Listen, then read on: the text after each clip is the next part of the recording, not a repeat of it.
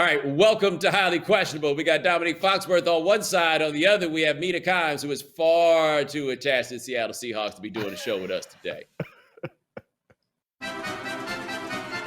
Does Blake Griffin make Mina's Nets better? Man, the Pistons in the last few years have had some amazing moments in buyout history. Remember they had to give Josh Smith all that money to go away, and now Blake Griffin got $64 million, I believe it was, to leave the Pistons, and he is now signed with the Brooklyn Nets. Maybe this helps the Nets. I really don't know if it helps the Nets. I do know this, and I think that people need to understand this. This season, Blake Griffin has stunk. Like, this is not just simply being he's not the Blake Griffin that you don't remember. It goes beyond the fact that he hasn't dunked a basketball in an NBA game since 2019. He shot 36% from the floor and under 30% from three. He's never been particularly good at defense. This could be heartbreaking to watch him with the Nets. Maybe you come up with a way that he could be helpful. I have no idea. But if this team needs somebody to help them play defense, Blake Griffin couldn't do that for you in 2014. I don't know.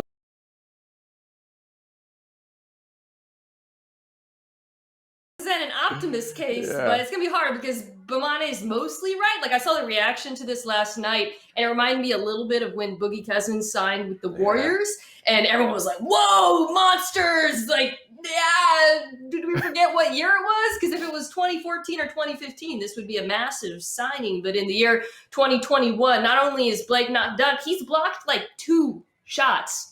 2, and he ranks in the bottom quartile of the NBA in defense near the basket, which is a problem for Brooklyn because the only weakness this team has is rim protection. So do I think it's going to make a massive change for them? No. Do I think it maybe gives them a little bit of depth in the front court?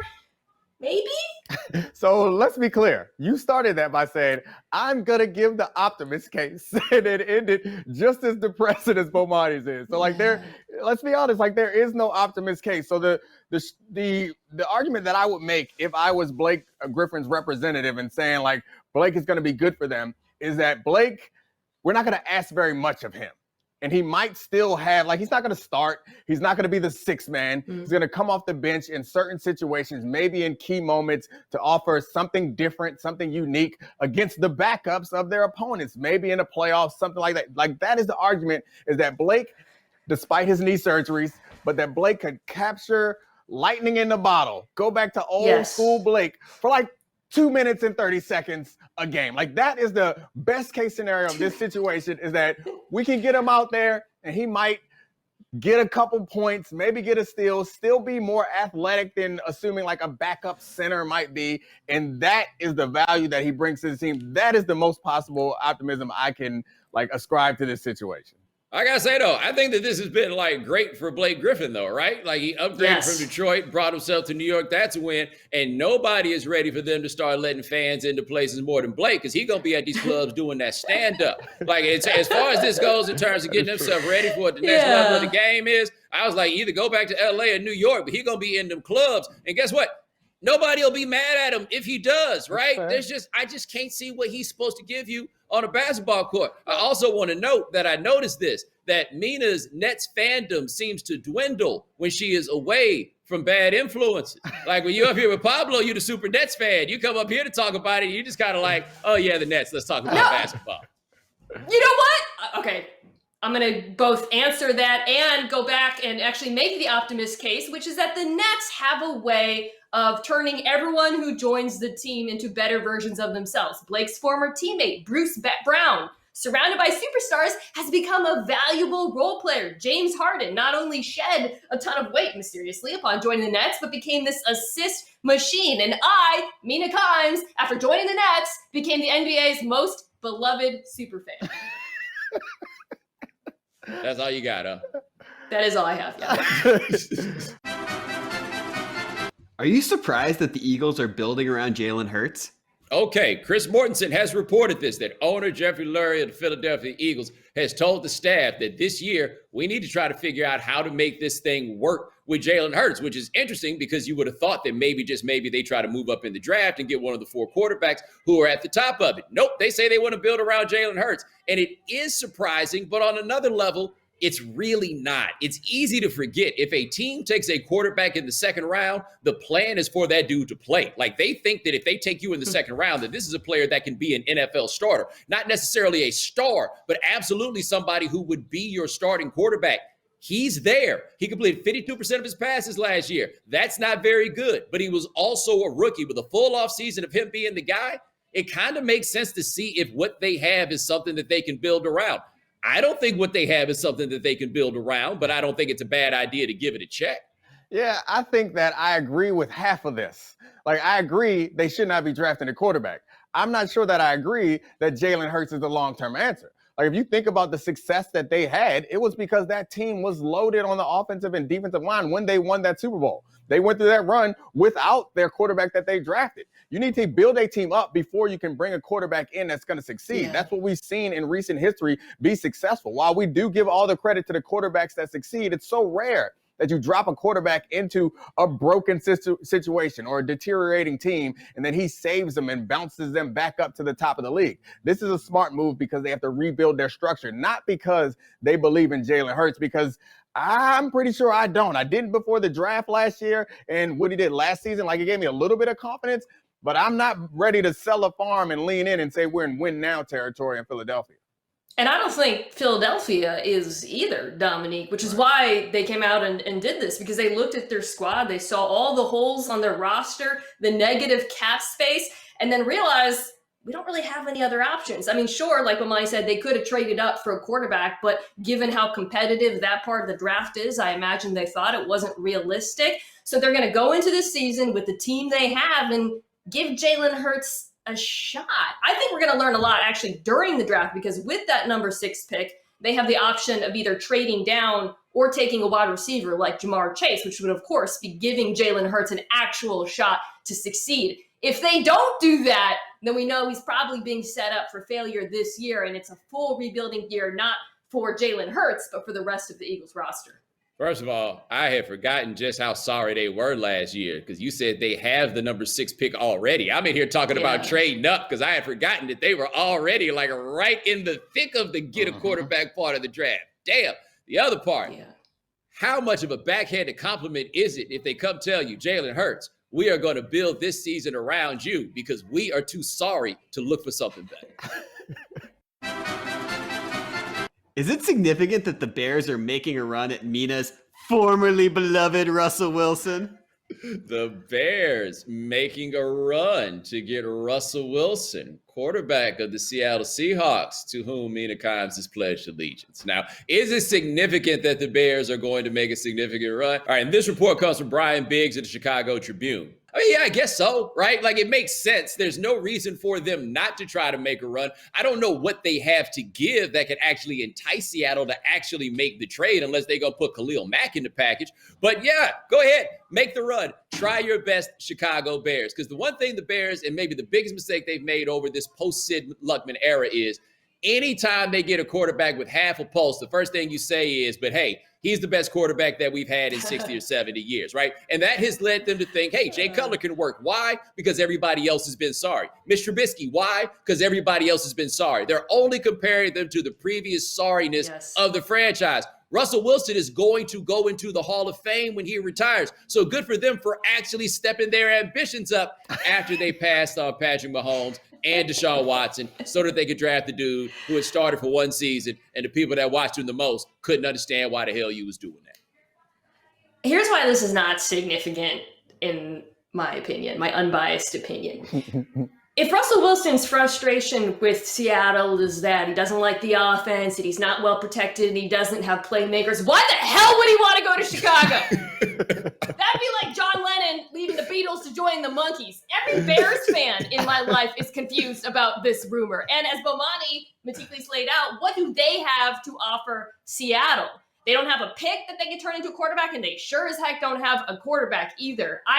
And I know that in seconds, Domonique is about to mock me for being a homer and being defensive and being irrational, but you have to admit, this makes no sense. Oh, no, I'm not mocking you at all. I agree. I would have said that it makes no sense if it wasn't for the fact that I was on television this morning with one Adam Schefter, not a darn Schefter, the one and only Adam Schefter. And the one and only Adam Schefter said, Not only does he believe that Russell is being serious about potentially going elsewhere, but he believes that there are people in the Seahawks organization who would like to make that move. That blew my mind this morning, because prior to that, I would say it's outrageous. It'll never happen. But if Adam Schefter says that there are people in the organization who are entertaining this or who would like to entertain it, it becomes real to me all of a sudden.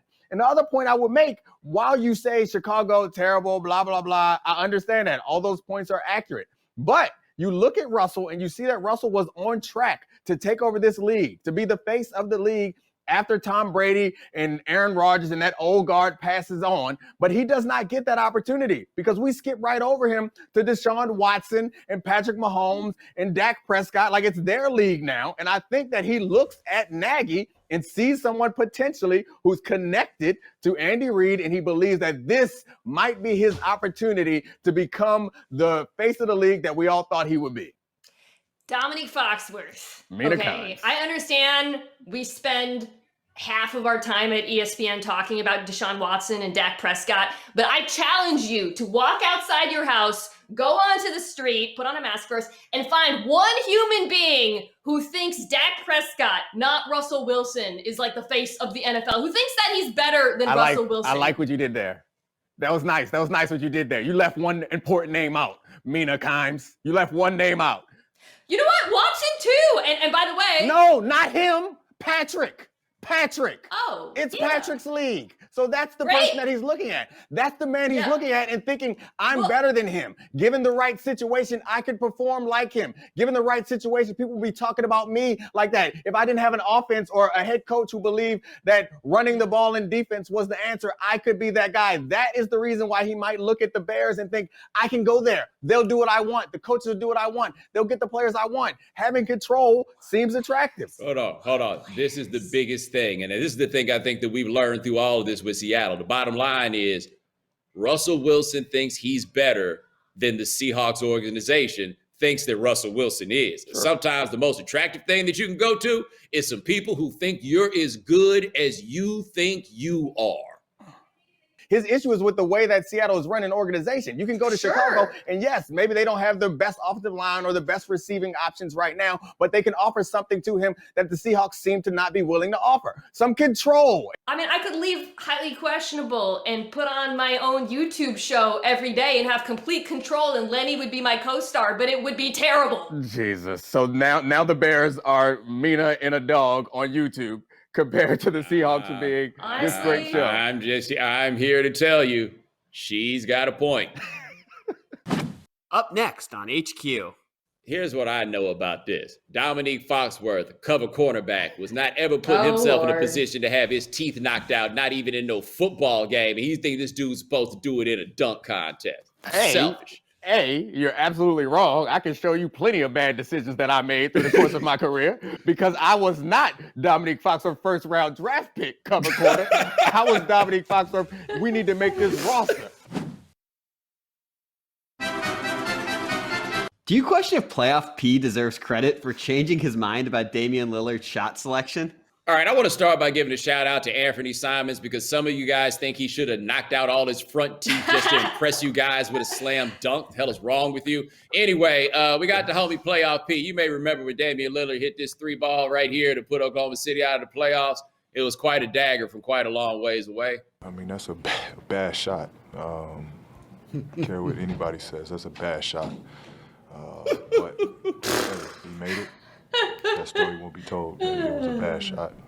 Salty. Even Russell Westbrook is like, I don't know if this is the right approach. Anyway, here's from the All-Star game last night, which was interestingly entertaining, even though it was a blowout. Dame Lillard from behind half court. And then there. Dudes in the three-point contest weren't able to hit ones from like 15 feet in from that.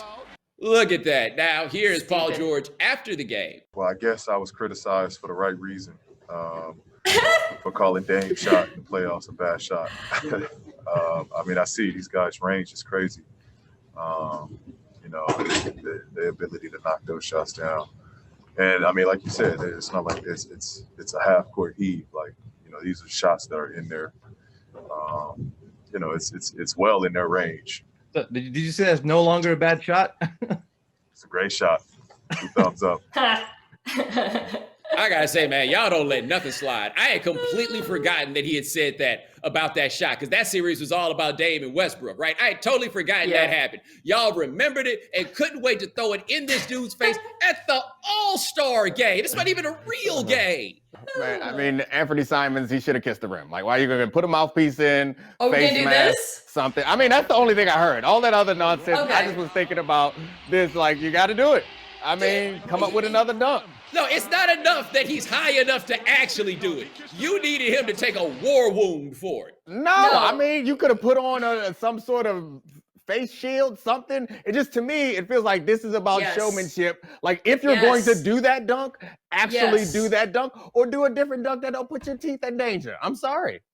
It's all about setting expectations, because when we watched that, it looked like, oh, he wanted to kiss, then he backed out of it, when in fact, it was probably never his plan. Like, that dude probably practiced that 100 times, and not one of those 100 times did he actually kiss the rim. He should have, like you said, put like a little mask on the rim or something, so that going into it, we knew he was actually not going to try to make contact.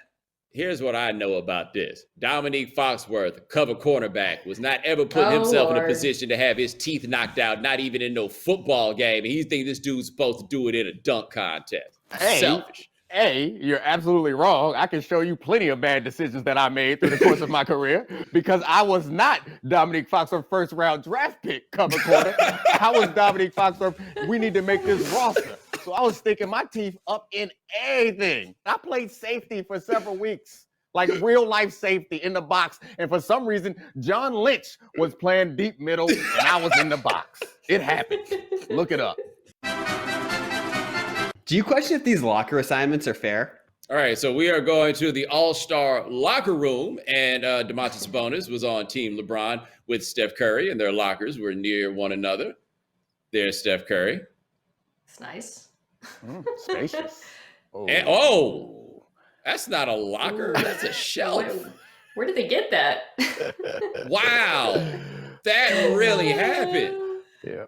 And by the way, since it's up here, I need to send a shout out to the homie Dragonfly Jones. So I was like, yo, why in the world do these look like old Pacers jerseys? And then he was like, the All-Star game was supposed to be in Indianapolis this year, which means that they were just like, look, we're going to have this game and we're going to wear the jerseys that we already got. The kids won't know no different. Steph's locker is COVID friendly, right? He's got the spaces up. They're just telling Sabonis, we don't care. You're going to breathe in all that open locker room air. We're not protecting you. Yo, it's not even his first All-Star game. Like, I was going to say he was getting hazed. There's a hierarchy to this, obviously. NBA is the most hierarchical league because not only was there a bottom locker and a top locker, there's a medium locker. And they gave the Joker the medium locker. Now, what this looks like is, it looks like in order to get Steph Curry to come, they negotiated this and he got the big locker. And they told Sabonis, you should be happy. And it's easy. Thing I saw on Twitter, because what is this show if not an opportunity to go after straw men I've seen on the internet last night, was, all this to beat LeBron. LeBron went out and got Anthony Davis. Why are we acting like he hasn't done the exact same thing on Los Angeles? Like, it drives me crazy. Wow, you have leaned all the way in on being the worst kind of fan. Well, not the full worst, but you're picking up a lot of negative quality. No, it's you because threw down that he's challenge, and you were like, "Oh, Mina's not going to bring it today. She's shying away from being a troll." It's because she's not a real fan of the Nets. Wait till we get to a topic about the Seahawks. Watch how honest she is when she talks about the Seahawks. She doesn't have all this bravado, chest out nonsense, talking trash about other people when she actually cares about the team. Wait till we talk about where Russ gonna go. You're awesome.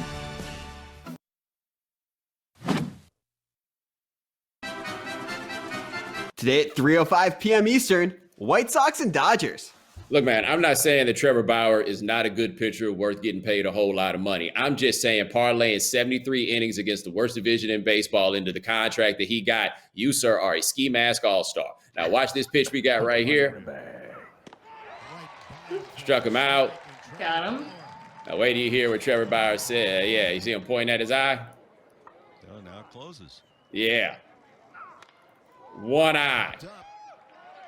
Which I have to say, sounds terribly unsafe for the batter. Here's Bauer talking about it after the game. We noticed you were closing one of your eyes while you were pitching. For those who are new to seeing you pitch, can you explain what you were doing there? Yeah, I figured if they can't score off me with one eye open, it's going to be difficult to score off me with two eyes open. So just having a little bit of fun. That's disrespect. I just can't think of any other way to term that other than disrespect. And impressive. Yeah, that's the part I'm leading in on. Like, I don't care how people feel about Trevor Bauer. It seems kind of annoying, and maybe he's like filming his own reality show because he's holding his own camera, which doesn't make sense to me. But I appreciate bat flips, and people call that disrespectful. So why not answer the bat flip with the one eye closed? Like, maybe it messes with your depth perception, and maybe you knock somebody out. But hey, we're here for a good time. Bust your teeth on the rim. Entertain me. Mina, you intrigued?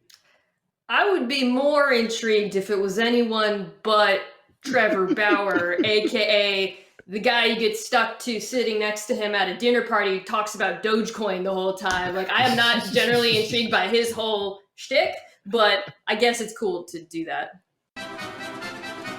All right, that's the show. Check out Mina Kimes NFL Live and on the Mina Kimes Show, a podcast she does with her dog, and Domonique Foxworth. Check them out at The Undefeated and all over morning television.